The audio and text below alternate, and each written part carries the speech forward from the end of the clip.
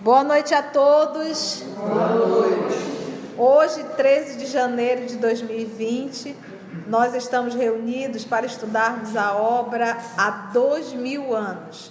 Iniciamos a semana passada, fizemos a introdução, não conseguimos finalizar a introdução, rica realmente de informações. E hoje nós vamos finalizar, acredito que a introdução, logo depois deveremos entrar na primeira parte. Vamos fazer a nossa prece? Amor de nossa vida, Mestre amado, queridos amigos espirituais aqui presentes, unindo ainda mais o nosso coração, buscamos através do estudo, o esclarecimento, o norte, a direção. Mergulhar na obra há 2000 anos, acompanhando os exemplos, o resultado das escolhas de cada personagem, que nós possamos, amor querido, aprender a lição primordial, que somos um espírito temporariamente habitando um corpo físico, e que nesse palco da vida já vivemos muitos personagens, e que esse de outrora é apenas mais um, mas que nós possamos nesse palco da vida fazermos valer, fazermos um esforço para superar o homem velho, egoísta, vaidoso, que ainda habita dentro de nós. Muito obrigada, divino amigo, por essa oportunidade, e que os bons espíritos em teu nome possam mais uma vez conduzir, nos inspirando esse trabalho de outrora. Graça te damos, Senhor.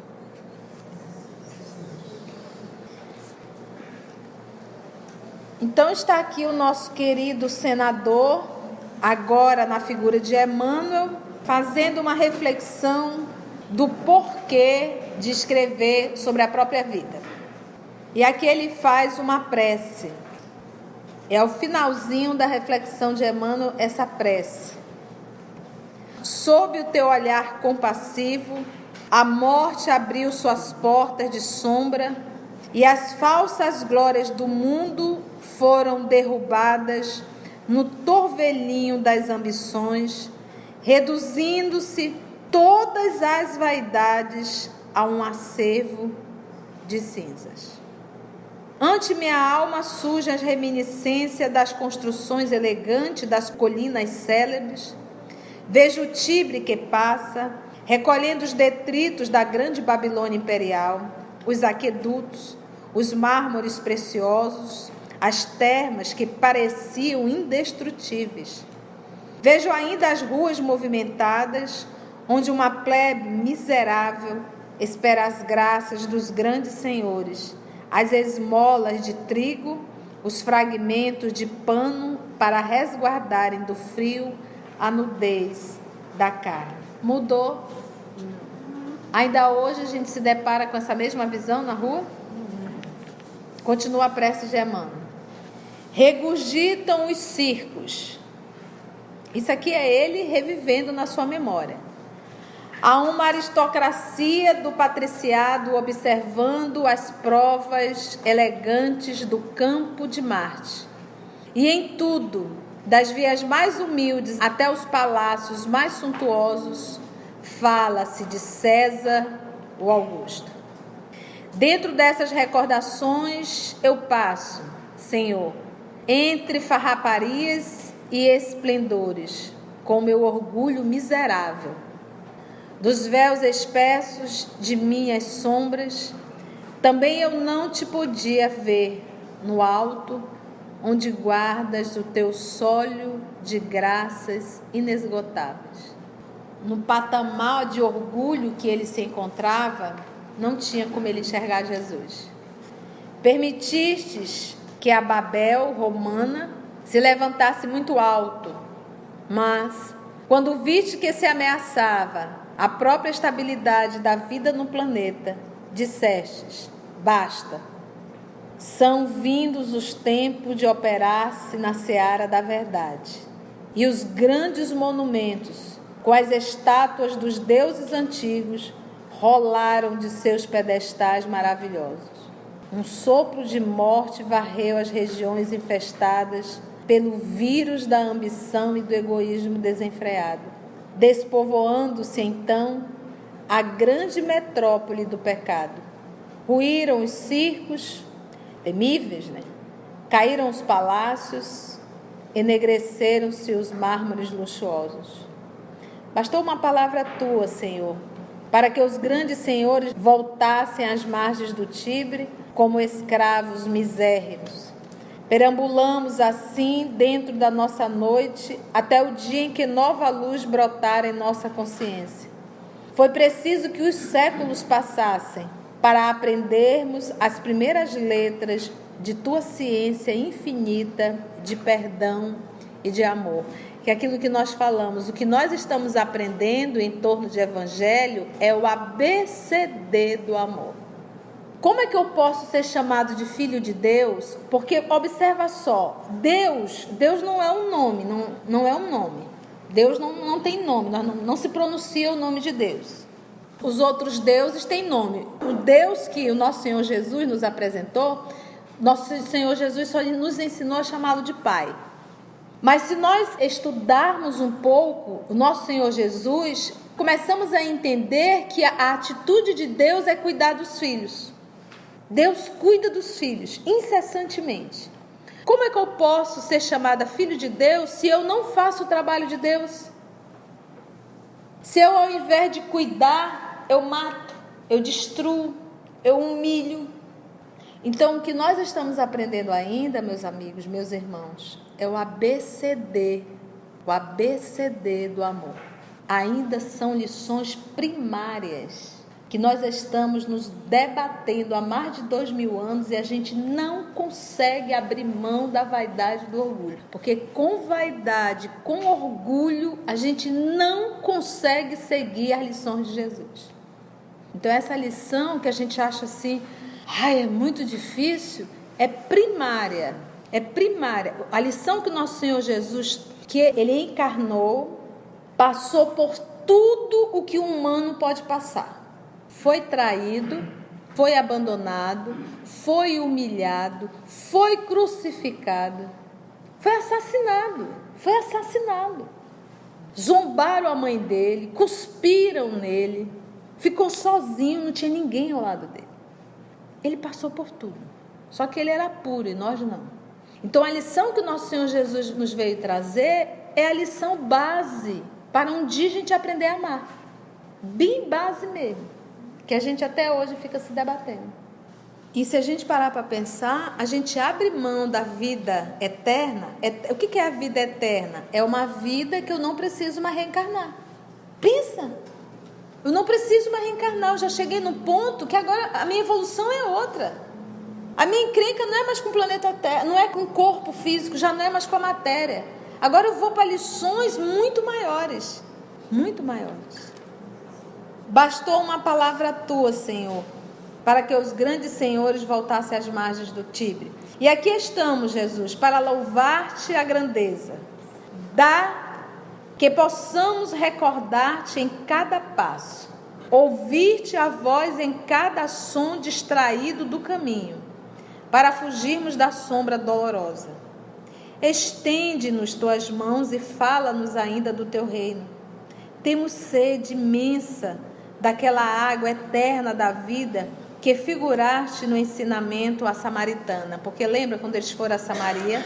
Os judeus odeiam os samaritanos. E Jesus fez questão de passar pela Samaria.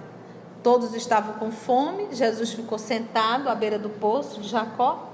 E ali os discípulos saíram para trás de uma refeição. E foi uma samaritana buscar água no poço, isso era um serviço das mulheres. E ele olhou para a samaritana e disse: dai-me de beber. Ela disse: como ousas falar comigo que sou uma samaritana e ele judeu? Talvez pelas vestimentas. E aí começa um diálogo que é a coisa mais linda. ele diz que ela teve 5 maridos, né? E agora o que ela estava tendo ainda não iria ficar com ela ainda. Ela está achando que é marido realmente. E na verdade é uma simbologia do Antigo Testamento, que ela havia adorado 5 deuses. Estava adorando o outro e ainda assim não era. Então ela diz: vejo que tu és profeta. Então é um diálogo maravilhoso. E Jesus diz a ela: a água que eu vou te dar de beber, tu nunca mais sentirás sede, que Ele é a água viva. Exército de operários do teu evangelho, nós nos movemos sob as tuas determinações suaves e sacrossantas. Ampara-nos, Senhor, e não nos retires dos ombros a cruz luminosa e redentora. Não nos tire a cruz dos ombros. Não nos tire as provas. Não nos tire as expiações, porque é aí que nós aprendemos. Mas ajuda-nos a sentir, nos trabalhos de cada dia, a luz eterna e imensa do teu reino de paz, de concórdia e de sabedoria, em nossa estrada de luta, de solidariedade e de esperança. Em 8 de fevereiro último, 1939, véspera do término da recepção desse livro, agradeci a Emmanuel o concurso de seus companheiros encarnados, em comunicado familiar do qual destacamos algumas frases. Com certeza foi na Fazenda Modelo, na casa de Rômulo Joviano. Aqui é Emmanuel. Meus amigos, Deus vos auxilie e recompense. Nosso modesto trabalho está a terminar. Poucas páginas lhe restam e eu vos agradeço de coração. Reencontrando os espíritos amigos das épocas mortas, sinto o coração satisfeito e confortado ao verificar a dedicação de todos ao firme pensamento de evolução, para a frente e para o alto, pois não é sem razão de ser que hoje laboramos na mesma oficina de esforço e boa vontade. Reencontrando os espíritos amigos. Então, aquele grupo que estava ali na Fazenda Modelo, aquele grupo familiar, o próprio Chico, são espíritos que já viveram com Emmanuel outrora. Jesus há de recompensar a cota de esforço amigo e sincero que me prestastes e que a sua infinita misericórdia vos abençoe, é a minha oração de sempre. Aqui ficam algumas das anotações íntimas de Emmanuel fornecidas na recepção deste livro. A humildade desse generoso espírito vem demonstrar que no plano invisível há também necessidade de esforço próprio, de paciência e de fé para as realizações. As notas familiares do autor são um convite para que todos nós saibamos orar, trabalhar e esperar em Jesus Cristo, sem desfalecimentos na luta que a bondade divina nos oferece para o nosso resgate, no caminho da redenção. Então, quando a gente vê uma obra dessa há 2000 anos, tu está imaginando que o Espírito chega e diz: vou lembrar e vou escrever. Não.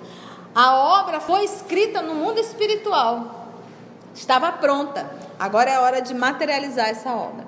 E lembra que toda vez que eu tenho que contar a história, é que ele volta a reviver todas as emoções de outrora. Por isso é que ele fala da dificuldade mesmo, das dores que ele sentiu de ver as suas quedas. Vamos para a primeira parte? Vamos lá, que Jesus nos conduz. Então nós vamos aqui adentrar no ano 31 da era cristã. Então, quem dominava o mundo? Roma. Quando você ouvir falar César, era um título. Presidente, é um título. Tiveram vários presidentes, o título. Então, César era um título. Eu acho interessante quem quiser fazer anotações para a gente entender o período de cada um. Nós tivemos o primeiro, mas que não é considerado imperador, que foi o Otávio Augusto, 27 a.C. e desencarnou 14 depois de Cristo. Aí veio Tibério. Tibério já era considerado o primeiro César, que foi de 14 a 37. Então, ou seja, a morte do nosso Senhor Jesus, quem era o imperador era Tibério. Nós tivemos o segundo, foi Calígula, também imperador. O Calígula ficou de 37 a 41.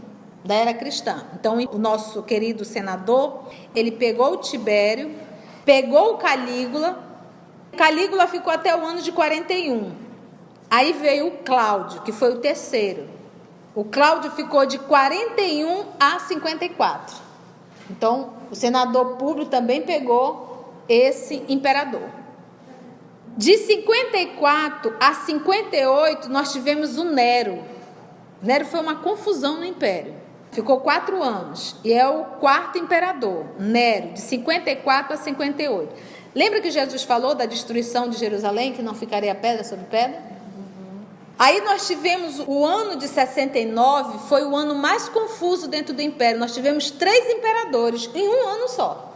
Nós tivemos o Galba, que ficou 6 meses, foi assassinado. Aí nós tivemos o Otton, que ficou 3 meses, dizem suicídio. E nós tivemos o Vitélio, que morreu em luta contra o Vespasiano, que foi justamente o Vespasiano, o 8º imperador, que ele ficou também só de 69 a 79, que nesse período ainda estava o senador Públio. Então, ou seja, o senador Públio, ele acompanhou 8 imperadores. Ele não perdia o título de senador. O imperador romano, ele só perdia o título morrendo.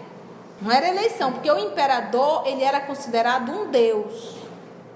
No dinheiro, nas moedas, estava lá cunhado exatamente os traços do imperador. Então, pensa só, no livro A Caminho da Luz, o nosso querido Emmanuel vai retratar que a programação da espiritualidade era que não houvesse países, mas sim uma só nação. Essa era a programação de Roma, era a programação da espiritualidade. Por isso é que os romanos iam administrando e aquilo se tornava realmente uma parte administrativa de Roma. Só que os romanos falharam. E aí teve que recalcular, porque eles fugiram da rota. Então Roma levava a justiça, administrava o local e o grupo do local tinha que pagar muito caro, que eram os impostos. Então toda a Palestina, a própria Jerusalém, tudo aquilo ali era administrado para os romanos. E os nossos irmãos hebreus, os judeus em particular, pagavam o tributo a César, mas eles faziam isso com muita raiva. Então, gente, um imperador romano e um senador romano era o bambambam da sociedade. Então, eles se vestiam de forma muito elegante. Imagina que não tinha carro, então era as liteiras que ali os escravos carregavam. E bem rapidinho, bora acelera aí, porque 10 quilômetros não dá. Então era esse movimento, o império e a plebe. Uma diferença social muito grande. Os Césares foram até 395 depois de Cristo. Então nós temos aí quase 4 séculos de Império Romano. Mas acabou. Vamos lá então, 2 amigos. Os últimos clarões da tarde haviam caído sobre o casario romano. As águas do Tibre, ladeando o Aventino, é interessante a gente fazer essas anotações. Gente, nós vamos mergulhar na Roma Antiga. Nós não vamos só ler o romance. Só para ler o romance a gente lê em casa. Nós vamos estudar, nós vamos entender a política da época. Então, o Aventino já é a primeira anotação. Ela fazia parte, é uma das 7 colinas sobre as quais foi fundada a cidade de Roma. Uma das 7 colinas. Entre as 7, a do Aventino era a mais isolada e de acesso mais difícil, chegando às margens do Tibre. E era mais alta, tá? Então, Aventino é uma das 7 colinas, tá bom? Lá de Roma. Então, olha só, ladeando o Aventino, deixavam retratados os derradeiros reflexos do crepúsculo, enquanto nas ruas estreitas passavam liteiras apressadas, sustentadas por escravos musculosos e rápidos. Você está se ambientando? Você está conseguindo entender? Nós estamos no final da tarde, deve ser um verão ou uma primavera. E ele está aqui retratando o movimento da rua, para nós irmos nos transportando. Nuvens pesadas amontoavam-se na atmosfera, então não era um verão, anunciando aguaceiros próximos. E as últimas janelas das residências particulares e coletivas fechavam-se com estrépito ao sopro forte dos primeiros ventos da noite. Subentende talvez um outono? Vamos lá. Entre as construções elegantes e sóbrias, que exibiam mármores preciosos no sopé da colina, um edifício havia que reclamava a atenção do forasteiro pela singularidade de suas colunas severas e majestosas. Uma vista de olhos ao seu exterior indicava a posição do proprietário, dado o aspecto caprichoso e imponente. Aquele ali é o dono da colina aí, né, da casa. Olha só os traços desse homem, a pose desse homem. Porque esse aqui é o problema, o título, o dinheiro, te dá uma sensação que tu é Deus. E você fica com aspecto imponente, você arrebita a ponta do nariz, você olha por cima. Por isso aqui diz, todo aquele que se eleva será rebaixado. E os imperadores e os senadores, Deus o livre. Então aqui o Emmanuel está retratando a pose deste homem, que quem é? Era de fato a residência do senador Públio Cornélios Lentulus, homem ainda moço, que, à maneira da época, exercia no Senado funções legislativas, leis, e judiciais, julgava. Essa era a função do senador. Então, a função do senador era legislar e a parte judicial, de acordo com os direitos que lhe competiam, como descendente de antiga família de senadores e cônsules da República. O Império, fundado com Augusto, lembra lá do Otávio Augusto, que nasceu lá 27 a.C., ficou até 14 depois de Cristo, havia limitado os poderes senatoriais, cujos detentores já não exerciam nenhuma influência direta nos assuntos privativos do governo imperial, mas mantivera a hereditariedade dos títulos e dignidades das famílias. Então, era aquela coisa de família para família. Os imperadores eram do mesmo jeito. Dos títulos e dignidade das famílias patrícias, ou seja, romana, estabelecendo as mais nítidas linhas de separação das classes na hierarquia social. Então, não tem como uma pessoa que é filho de um escravo, eu vou estudar para eu um dia ser um senador. Não tem isso. Você tinha que ter linhagem para isso. É algo familiar, é algo que há uma sequência. Então, se você nasceu pobre, morre pobre. Eram 19 horas de um dia de maio de 31 da nossa era. Isso aí você marca. Nós estamos em maio do ano de 31. Então, Jesus já estava por aí? Já estava evangelizando. Jesus passou 30 anos em silêncio, atuando como um carpinteiro, aguardando o momento exato para a divulgação do evangelho. Quando completou seus 30 anos, aí ele passou 3 anos em evangelização pública. Então, no ano 31, já estávamos aí com 1 ano desse movimento do nosso Senhor Jesus em vida pública. Então, vamos lá. Estamos no ano 31 da nossa era. Públio Lentulus, em companhia do seu amigo Flamínio Severus. Então, no livro 50 anos depois, ele cita a família Severus. Flamínio Severus. Então, em companhia do seu amigo Flamínio Severus, reclinado no triclínio. Vamos ver aqui então. Flamínio Severus era o amigo do senador, reclinado no triclínio, terminava o jantar, enquanto Lívia, a esposa, expedia ordens domésticas a uma jovem escrava etrusca. Etrusca vem da Etrúria, que era a antiga região da Itália Central, atual Toscana. Então, ela estava ali orientando, dando ordens a uma jovem escrava. O anfitrião Quem é o anfitrião? Quem é o dono da casa? Públio Lésio.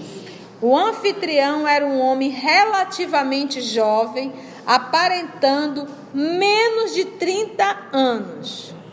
Então eu estou no ano 31 e nós estamos falando de uma pessoa de 27, 28 anos. E já é o senador, casado.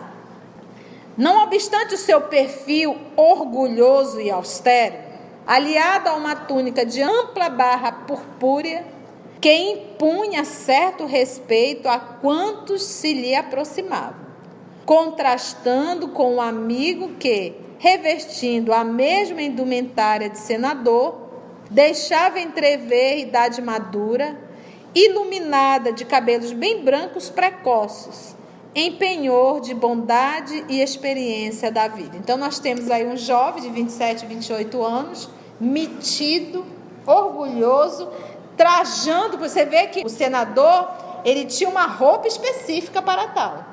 E tem esse amigo, que é o nosso Flamínio Severus, que tem mais idade que ele. E diz o nosso querido Emmanuel que os cabelos ficaram brancos em penhor de bondade e experiência da vida. É um homem bom.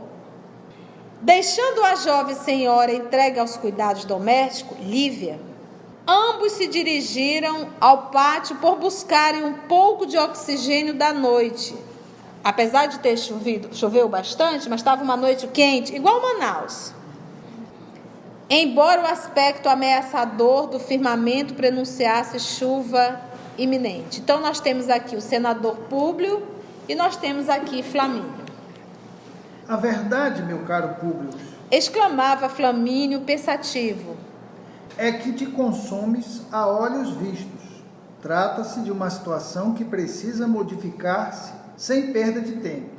Já recorreste a todos os facultativos, no caso de tua filhinha? Facultativos são os médicos, tá? Aí já logo de início já é retratado que o senador Públio tem uma filhinha e que está doente.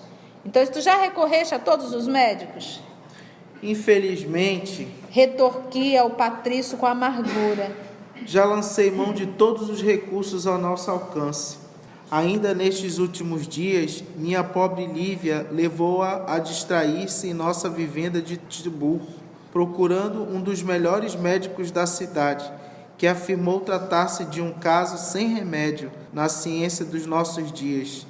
O facultativo não chegou a positivar o diagnóstico, certamente em razão da sua comiseração pela doentinha e pelo nosso paternal desespero, mas, segundo nossas observações, acreditamos que o médico de Tibur presume tratar-se de um caso de lepra.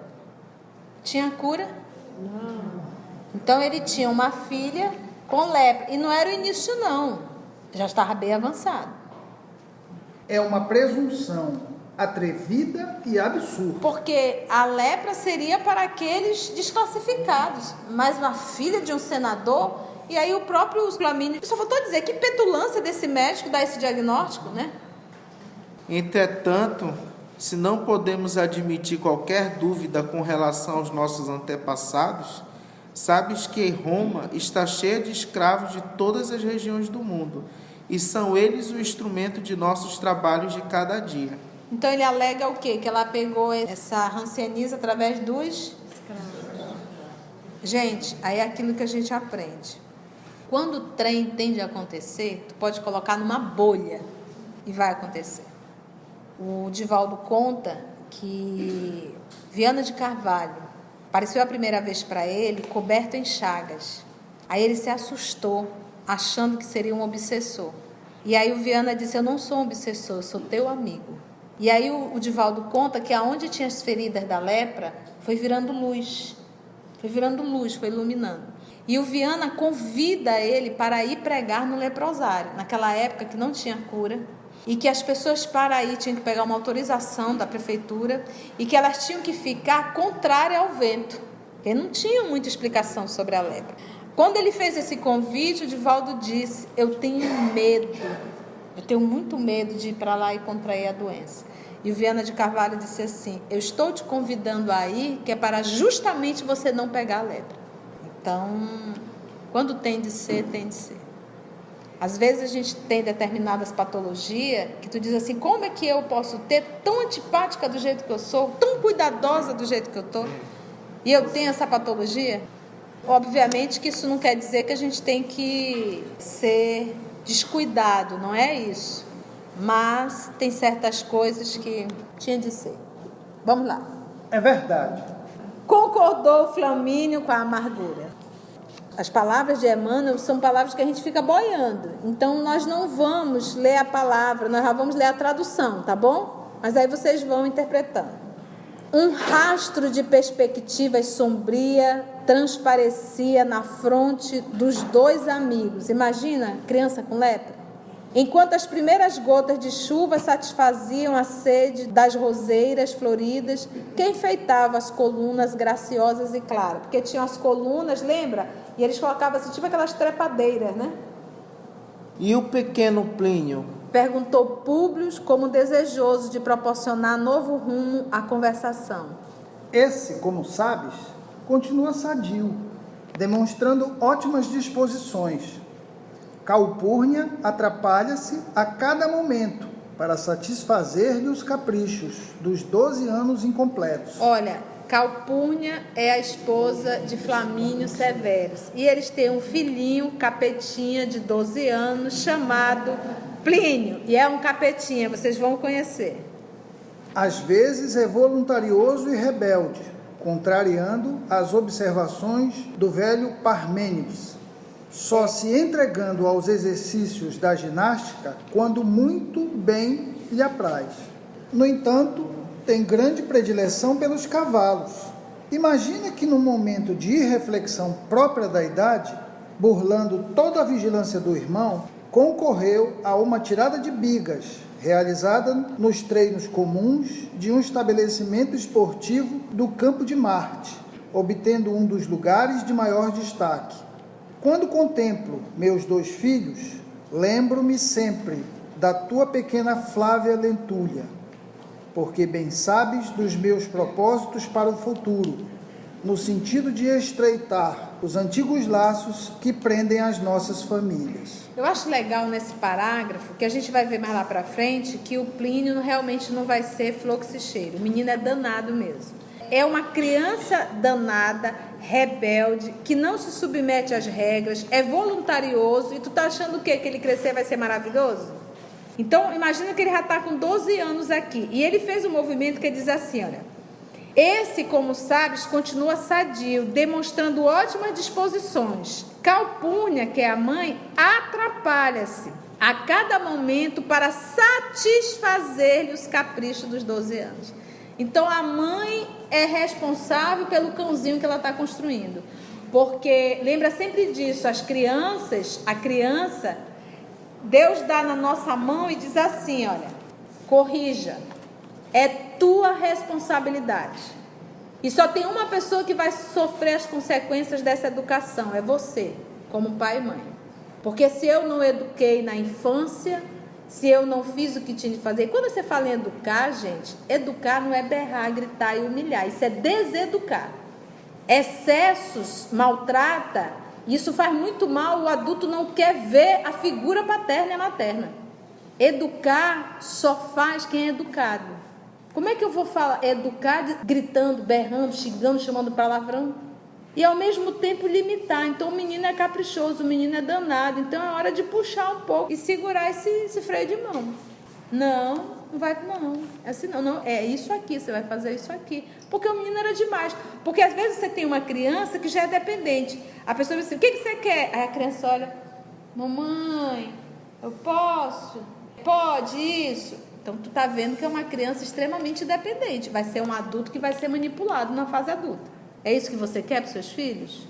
Não. Então você vai ter que incentivar essa criança a ter autonomia, a decidir. Agora, se essa criança pega uma mãe autoritária, morreu. É um adulto preto e branco. É um adulto morto-vivo, que não vai ter atitude para nada. Agora, se pega uma mãe atenta, sinto falar, mas a responsabilidade na educação muito maior é da mãe. Se pega uma mãe atenta, olha, vê a fragilidade da filha e vai estimular a filha ou o filho. Da mesma forma, o contrário. Pega um menino todo para frente, todo decidido, tem que ser do jeito dele, vai dando ordem em tudo. Epa, esse aqui já é o contrário do outro. Gente, todos os extremos são desequilíbrio. O caminho é o meio.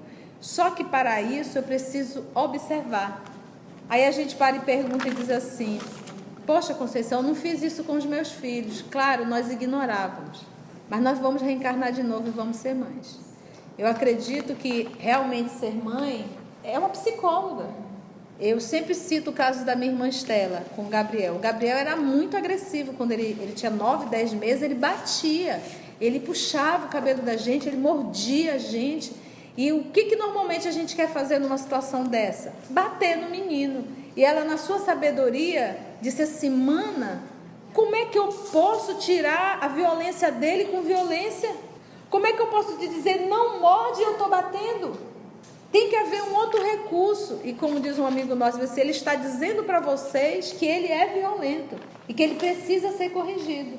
E eu me recordo que ele, com 8, 9 meses, ela abria as mãos dele, beijava e passava no rosto dela: meu filho, é carinho. As mãos é para fazer carinho. E ela beijava e abria as mãozinhas dele. E às vezes, quando ele reinava, ela abria de novo e fazia isso. Hoje ele tem 24 anos, por sinal, é um menino lindo, educado, maravilhoso, filho único. Então, se ela tivesse agredido, batido, humilhado, bater na boca, eu vejo mãe batendo na boca, se dando tapão na boca do menino. Alguma vai dizer assim: ah, para os meus filhos deu certo. Graças a Deus. Se tu pega um espírito rebelde, tu ia estar visitando ele agora na penitenciária. Porque o que serve para um não serve para todos. Então ela teria apenas reprimido essa agressividade, essa violência dele. Na fase adolescente, adulto, isso iria se manifestar tudo de novo. Então, se eu pai, se eu mãe, sofro com as atitudes do meu filho adulto, isso já é a colheita das suas atitudes lá atrás. Então, quem vai ter que sofrer as consequências é você pai e você mãe. Cenas do próximo capítulo, professor. Poxa, estava tão bom. Vamos fazer a nossa prece de encerramento? Vamos orar?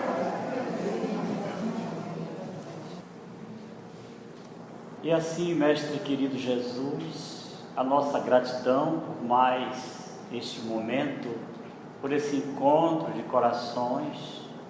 Estamos conscientes que somos todos almas que voltam para o necessário reajuste, refazermos as tarefas mal feitas, incompletas, apararmos arestas. E isso só conseguiremos se realmente aprendermos a lição maior do amor que Tu derramas em nossos corações. Obrigado, Senhor, também pelos amigos espirituais que caminham conosco, nos amparando, nos apoiando e muitas vezes nos carregando em Seus braços. Que a Tua paz possa nos envolver a todos para o retorno aos nossos lares em segurança. Abençoa os corações que hoje não puderam vir e que nós possamos avançar contigo, aprendendo cada vez mais para consolidar a nossa evolução espiritual. Que assim seja.